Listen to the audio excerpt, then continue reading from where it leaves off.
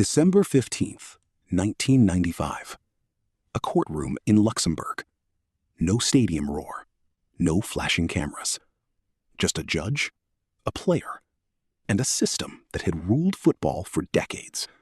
A system that controlled contracts, dictated transfers, and decided a player's future, often without his consent. And in front of that system stood one man, a forgotten Belgian midfielder named Jean-Marc Bosman. What followed was not a match. It was not a transfer negotiation. It was a legal explosion. A ruling that would tear open European football and rebuild it from the ground up. And today, during the FIFA World Cup era, where billion-dollar transfers feel normal, this case is the reason all of it exists. The Bosman Ruling, the case that changed football forever. Before Bosman, football was not a free market. It was controlled.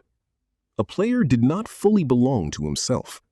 Even when his contract expired, he was still owned in practice. Clubs demanded transfer fees for players who were technically free agents. No fee, no move.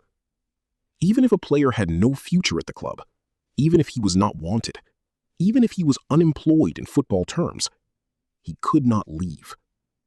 This was the system Jean-Marc Bosman lived inside. A midfielder for RFC Liège in Belgium. Average wages, average career. Until one contract changed everything. Bosman's contract expired in 1990. He wanted to move to Dunkirk, a French club. A simple transfer. But RFC Liège demanded a fee. Dunkirk refused. The deal collapsed. And Bosman was left in football limbo. No club, no income, no future. Just a question that would become the most dangerous question in football history. Can a player be free if his contract has already ended? Bosman did not accept silence. He did not retire quietly. He sued. Not just his club, but the entire system. UEFA, football associations, transfer regulations. He claimed something radical, that the transfer system violated European Union law on free movement of workers. At first, nobody cared. A small player from Belgium challenging an entire European football structure? It sounded impossible. But the case grew. Years passed. Legal teams built arguments. Football authorities resisted. Clubs feared collapse of their financial control. Because they understood something important. If Bosman won, football would never be the same again. December 1995. European Court of Justice. The final hearing. Inside the courtroom, silence carried more weight than arguments. Bosman's lawyers presented their case. A football player is a worker, and a worker cannot be restricted after his contract ends. Opposition lawyers argued the opposite. Football would collapse without transfer fees. Smaller clubs would die. Talent would concentrate. Chaos would follow. The judges listened. No interruptions. No emotion. Just law.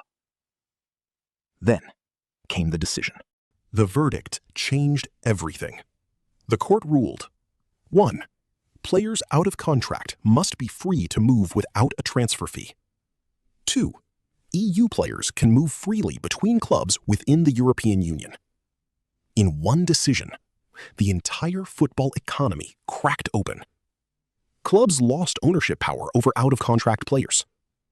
Players gained something they had never truly had before: freedom.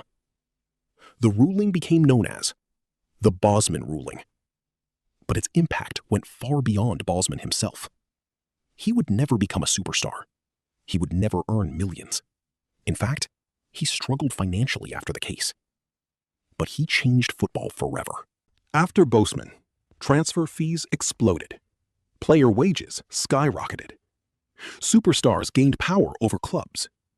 Agents became global power brokers. And football became what we see today: a billion-dollar industry shaped by mobility and contracts. Every modern transfer, every free agent signing, every "he leaves on a free transfer" headline, all trace back to that courtroom in 1995. And Jean-Marc Bosman? A man who didn't score the winning goal, but changed the entire rulebook of the game.